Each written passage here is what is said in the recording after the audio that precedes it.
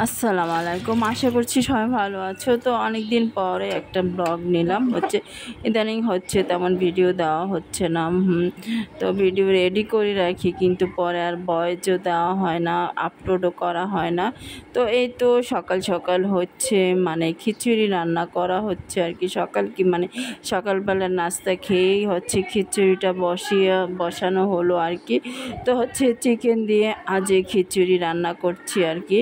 তো একটু ঝাল ঝাল করে বাচ্চারা যেন বাচ্চারাও খেতে পারে সেই হিসেবে মানে কাঁচামরিচগুলো মানে এমনভাবে দিলাম যেন আমরা বড়রা একটু ভেঙে ভেঙে খাবো। তো আমাদের তো জালের কাজটা হয়ে যাবে, আর বাচ্চারা মানে ওদের জন্য হয়ে যাবে। তো ভেঙে বা কেটে দিলে জাল বের হতো, তো সেই জন্য আর কেটে কিংবা ভেঙে দেওয়া হয়নি, গোটা গোটাই দিলাম।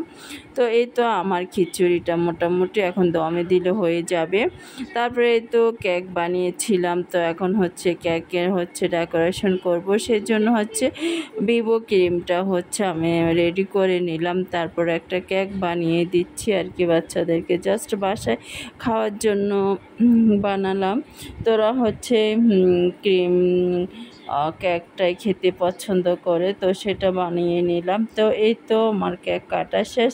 তো এই তো বারান্দায় গিয়ে অনেক দিন পরে দেখলাম মাটিগুলো একদম শুকিয়ে আছে। তো সেই তো ভাবছি যে অনেক দিন তো পানি দেওয়া হয়নি, যেহেতু 2-3 দিন রোদ ছিল, তো আগের বৃষ্টির পানিগুলো শুকিয়ে গেছে। তো এই তো আমি গাছে পানি দিচ্ছি, আর অনেক রোদ, প্রচণ্ড রোদ উঠে ইদানিং, মানে ভালোই লাগে। অনেক দিন বৃষ্টি থাকার পরে এই ধরনের রোদ হলে কাদা মাটিগুলো শুকিয়ে যায়। আর তো চতুর্দিকে তো প্রচুর বন্যা ছিল। তো আমাদের এদিকে আসলে যেহেতু নোয়াখালীতে বলছিল প্রচুর, আমাদের এদিকে তত একটা পানি উঠেনি। আশেপাশে গ্রামগুলোতে কিছু উঠলো, কিন্তু আমাদের একদমই পানি ছিল না।